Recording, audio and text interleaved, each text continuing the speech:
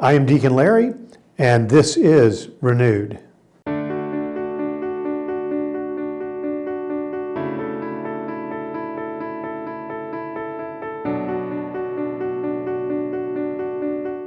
Deacon Larry Vaclavik, welcome to Renewed. You know, so often when we're reading the scripture, we're reading and exploring and understanding what God has revealed himself to be. Again, sometimes we might ask the question, how might we define God? I'd like to take you today back to the 11th century, to St. Anselm, who was a bishop, a monk, and also one of the church's great theologians in its history. St. Anselm had a definition. It was often described as a proof for the existence of God, in which he used this expression, that God is that than which nothing greater can be conceived. Now that's a mouthful. That than which nothing greater can be conceived.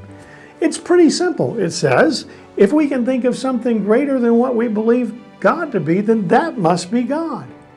It was a way of his teaching that if we can think of an idea of God, it's one thing. If we can think of God existing, it's even better. And that was the core of his proof of the existence of God. We don't have to argue that proof in order to draw some value from that teaching. What he was saying to us in this notion of God is that than which nothing greater can be conceived is to think of a God who is infinite and ultimately free of all necessity. Thus, we look to God who is a creator. We look to God who freely, without any necessity, creates the world. Father Robert Sokolowski, one of the great professors at the Catholic University of America for the last 40 or so years, calls this the Christian distinction. He said, you know, we might look at it this way. We've got the cosmos, all that's within the universe, not only the physical universe, but the spiritual universe as well. And beyond that is God. God is all that is greater than everything that we can conceive within the cosmos. And that's the distinction we make when we want to understand who God is. Thus, if we understand what Scripture tells us, and that is God is love, God's love has to be then that which is greater than anything we can conceive. That's how we understand God as loving us individually and loving us with such great mercy.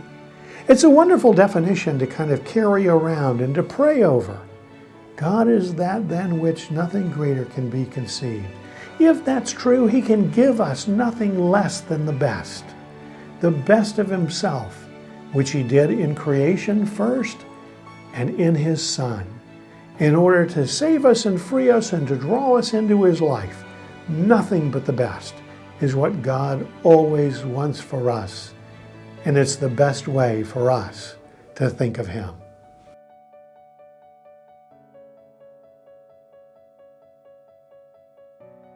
Please like, subscribe, or comment below.